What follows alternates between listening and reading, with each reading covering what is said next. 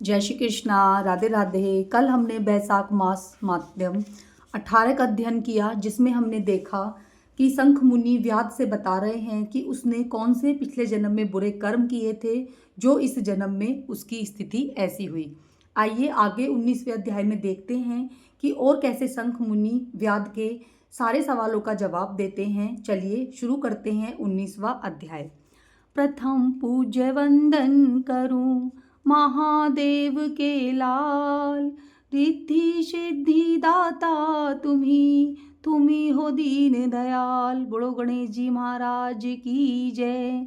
गुरु अनंत तक जानिए, गुरु की ओर न छोर। गुरु प्रकाश का पुंज है, निशावाद का भोर। बोलो गुरुदेव महाराज की जय। जय श्री मधुसूदन भगवान। व्याध बोला, हे ब्राह्मण, आपके समस्त शुभ फल के दाता बैसाख धर्म विष्णु भगवान के निमित्त बताए हैं।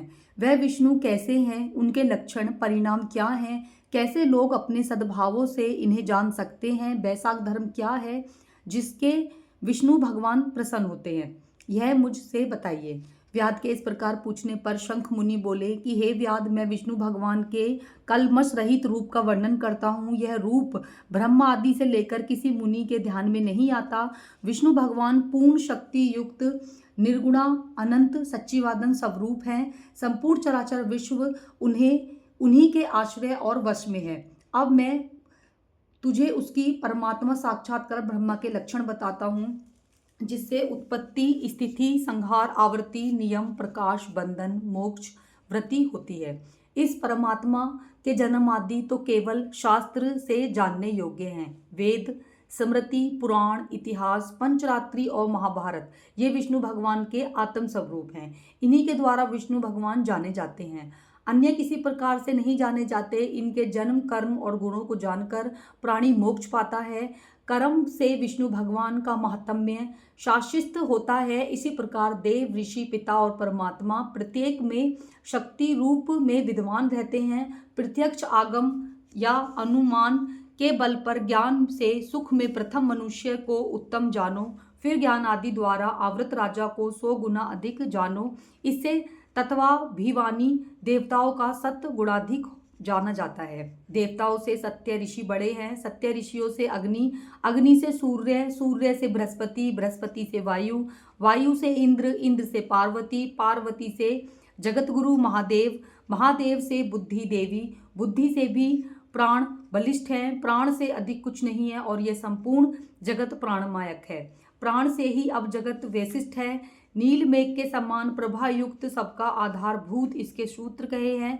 लक्ष्मी से कटाक्ष मात्र से इसकी स्थिति है। व्याध बोला, वह लक्ष्मी देवादिदेव विष्णु भगवान की एकमात्र कृपा पात्र है। विष्णु भगवान से अधिक या सम्मान कोई नहीं है। जीवन में यह प्राण नाम सूत्र कैसे हुआ? हे ब्राह्मण, मेरे सामने इसका वर्णन कीजिए।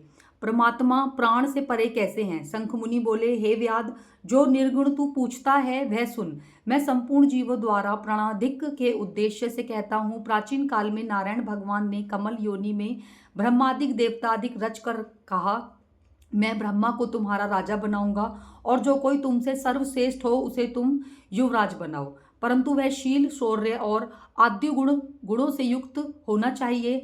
भगवान के ऐसे कहने पर सब देवता इंद्र के पास जाकर परस्पर विवाद करने लगे। कोई सूर्य को सर्वश्रेष्ठ कह रहा था तो कोई इंद्र को।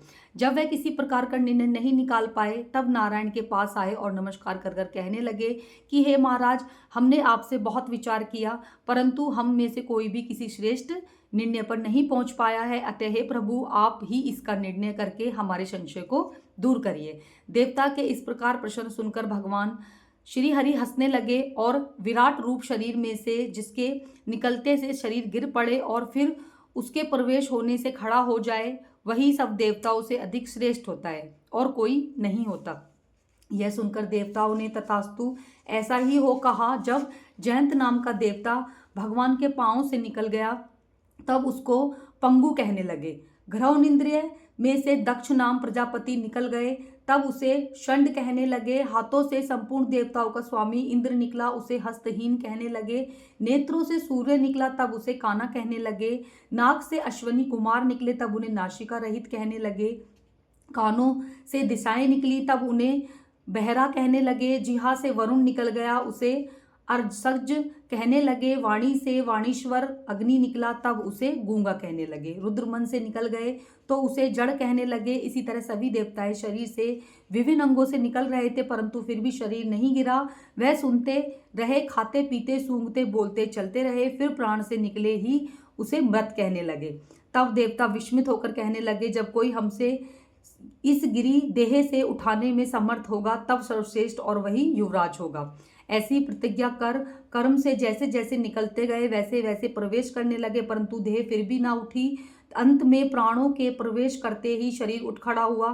तब देवताओं ने निश्चय किया कि बल ज्ञान धैर्य समस्त देवताओं का अधीश्वर और व्यापक है, अतः प्राण को ही युवराज बनाया जाएगा और उसके सम्मानार्थ सामवेद का गान करने लगे। इसीलिए स्थावर और जंगमात्मक यह सृष्टि प्राणात्मक है, अधिक बल और सब जीवों के अंतरात्मा भिन्न भिन्न कर्मों का संवादन करने वाला है। बिना प्राणों के संसार में कुछ वृद्धि भी नहीं होती है, ना कुछ रहता है।